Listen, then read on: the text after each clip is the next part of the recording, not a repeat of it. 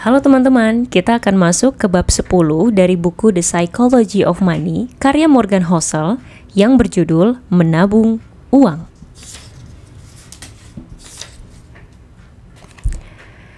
Saya ingin meyakinkan Anda agar menabung uang. Tak akan butuh waktu lama. Namun itu tugas yang aneh kan? Apa orang perlu diyakinkan agar menabung? Menurut pengamatan saya, iya, banyak yang perlu. Sesudah melebihi tingkat pendapatan tertentu, orang bisa dibagi menjadi 3 kelompok. Mereka yang menabung, mereka yang tak berpikir bisa menabung, dan mereka yang berpikir perlu menabung. Ini untuk 2 kelompok yang disebut terakhir. Mereka yang tak berpikir bisa menabung, dan mereka yang tak berpikir perlu menabung. Gagasan pertama, sederhana tapi gampang terlewat, adalah bahwa membangun kekayaan tidak banyak berhubungan dengan pendapatan atau hasil investasi, dan banyak berhubungan dengan tingkat tabungan. Cerita singkat mengenai dahsyatnya efisiensi. Pada 1970-an, dunia tampak seolah akan kehabisan minyak. Perhitungannya tak sukar. Ekonomi global menggunakan banyak minyak. Ekonomi global tumbuh dan jumlah minyak yang dapat kita ambil tak mencukupi. Kita tak kehabisan minyak, untungnya. Namun itu bukan hanya karena kita menemukan lebih banyak minyak atau bahkan menjadi lebih jago mengambilnya dari dalam tanah. Alasan terbesar kita berhasil mengatasi krisis minyak adalah karena kita mulai membuat mobil, pabrik, dan rumah yang lebih efisien penggunaan energinya daripada dulu. Amerika Serikat menggunakan 60% lebih sedikit energi per dolar PDB hari ini dibanding pada 1950. Rata-rata jarak tempuh semua kendaraan per satuan bahan bakar sudah lebih tinggi sejak 1975. Ford Taurus tahun 1989 sedan rata-rata bisa menempuh 7,7 km dengan bahan bakar 1 liter. Chevy Suburban 2019 bisa menempuh jarak yang sama dengan bahan bakar sejumlah sama, tapi mobilnya berupa SUV sangat besar. Dunia menumbuhkan kekayaan energi bukan dengan menambah energi yang dimiliki, melainkan dengan mengurangi energi yang dibutuhkan. Produksi minyak dan gas Amerika Serikat telah naik 65% sejak 1975. Sementara penghematan dan efisiensi sudah menambah apa yang bisa kita gunakan dengan energi itu sampai melebihi 2 kali lipat. Jadi mudah melihat mana yang lebih berpengaruh. Yang penting di sini adalah bahwa menemukan lebih banyak energi itu sebagian besar di luar kendali kita dan sepenuhnya ketidakpastian, karena mengandalkan campuran geologi, geografi, cuaca, dan geopolitik. Namun menjadi lebih efisien dalam menggunakan energi itu sebagian besar berada dalam kendali kita. Keputusan membeli mobil lebih ringan atau naik sepeda ada di tangan Anda dan punya peluang 100% menaikkan efisiensi. Sama saja dengan uang kita.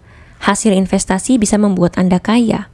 Namun ampuhnya suatu strategi investasi dan berapa lama ampuhnya dan apakah pasar mendukung selalu tidak pasti. Hasilnya diselubungi ketidakpastian. Tabungan pribadi dan gaya hidup sederhana, penghematan dan efisiensi keuangan adalah bagian rumus uang yang lebih banyak bisa Anda kendalikan dan punya peluang 100% efektif sekarang maupun pada masa depan. Jika Anda memandang pembangunan kekayaan sebagai sesuatu yang akan memerlukan lebih banyak uang atau hasil investasi besar, boleh jadi Anda menjadi pesimistis seperti orang-orang yang khawatir dengan energi pada 1970-an. Jalan ke depan tampak berat dan tak bisa dikendalikan. Jika Anda memandangnya sebagai didorong sikap hemat dan efisien Anda sendiri, nasib Anda akan lebih jelas. Kekayaan hanya kumpulan sisa sesudah Anda membelanjakan apa yang Anda dapat. Dan karena Anda bisa membangun kekayaan tanpa pendapatan besar, tapi tidak bisa membangun kekayaan tanpa tingkat tabungan tinggi, jelas yang mana yang lebih berpengaruh.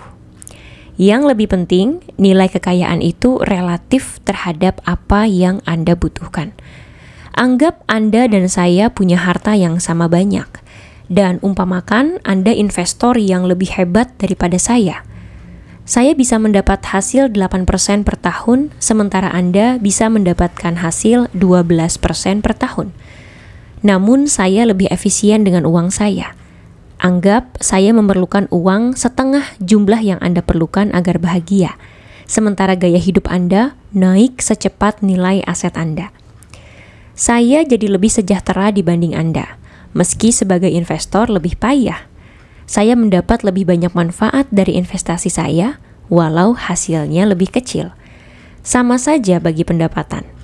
Belajar berbahagia dengan lebih sedikit uang menciptakan kesenjangan antara apa yang Anda miliki dan apa yang Anda inginkan.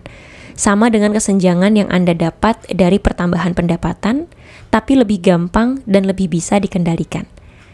Tingkat tabungan tinggi berarti memiliki pengeluaran lebih rendah. Dan pengeluaran lebih rendah berarti tabungan Anda bisa bertahan lebih lama ketimbang kalau Anda membelanjakan uang lebih banyak. Pikirkan itu dalam konteks beberapa banyak waktu dan usaha yang dihabiskan untuk mencapai 0,1% performa tambahan investasi tahunan. Jutaan jam riset, puluhan miliar dolar untuk upaya para profesional, dan mudah melihat apa yang berpotensi lebih penting atau layak dikejar. Ada investor profesional yang bekerja 80 jam per minggu untuk menambah 1/10% hasil. Padahal ada 2 atau 3% beban gaya hidup di keuangan mereka yang bisa dikurangi dengan lebih mudah. Hasil investasi besar dan gaji tinggi itu menakjubkan bila didapat. Dan ada orang-orang yang bisa mendapatkannya. Namun, kenyataan bahwa ada banyak usaha yang diberikan ke satu sisi rumus uang dan sedikit yang diberikan ke sisi lain merupakan kesempatan bagi kebanyakan orang. Di atas tingkat pendapatan tertentu, yang Anda butuhkan hanyalah apa yang ada di bawah ego Anda. Semua orang punya kebutuhan dasar. Kalau sudah terpenuhi, ada tingkat di atasnya, kebutuhan kenyamanan. Dan di atasnya lagi ada kebutuhan kenyamanan, hiburan, serta pencerahan. Namun, belanja di atas tingkat materialisme tertentu yang cukup rendah, sebagian besarnya adalah cerminan ego mendekati pendapatan. Cara membelanjakan uang untuk menunjukkan orang bahwa Anda punya atau pernah punya uang. Pikirkanlah seperti begitu. Dan Anda jadi tahu satu cara paling dahsyat untuk menambah tabungan bukan menambah pendapatan, melainkan menambah kerendahan hati. Bila Anda mendefinisikan tabungan sebagai selisih antara ego dan pendapatan, Anda bisa menyadari mengapa banyak orang dengan pendapatan lumayan menabung sangat sedikit. Ada pergulatan harian melawan naluri untuk pamer sebanyak-banyaknya dan menyaingi orang lain. Orang dengan keberhasilan keuangan yang tahan lama, tak mesti orang berpendapatan tinggi, cenderung punya sikap tak peduli apa pikiran orang lain terhadap dirinya. Jadi, kemampuan orang menabung lebih bisa dikendalikan daripada yang biasa diduga. Tabungan bisa diciptakan dengan pengurangan belanja. Anda bisa berbelanja lebih sedikit jika menginginkan lebih sedikit. Dan Anda akan menginginkan lebih sedikit jika Anda mengurangi memusingkan apa yang dipikirkan orang lain mengenai Anda. Seperti saya sering katakan di buku ini, uang lebih mengandalkan psikologi daripada pengetahuan keuangan. Anda tak perlu alasan tertentu untuk menabung. Beberapa orang menabung untuk uang muka rumah, atau mobil baru, atau masa pensiun. Itu bagus tentunya, namun menabung tak memerlukan tujuan membeli sesuatu yang spesifik. Anda bisa menabung hanya dengan alasan ingin menabung. Malah harus begitu. Semua orang harus. Menabung untuk tujuan tertentu saja itu masuk akal di dunia dan bisa diprediksi. Namun dunia kita tak pernah bisa diprediksi.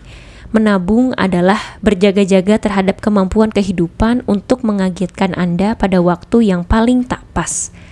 Manfaat lain tabungan yang tidak berkaitan dengan tujuan pembelanjaan tertentu adalah yang kita bahas di bab 7, mendapat kendali atas waktu. Semua orang tahu mengenai benda-benda kasat mata yang dibeli dengan uang. Yang tak terlihat lebih sukar dimengerti, jadi cenderung tak diperhatikan. Namun, manfaat tak kasat mata uang bisa jauh lebih berharga dan mampu menambah kebahagiaan Anda lebih daripada benda-benda kasat mata yang jadi sasaran jelas tabungan kita.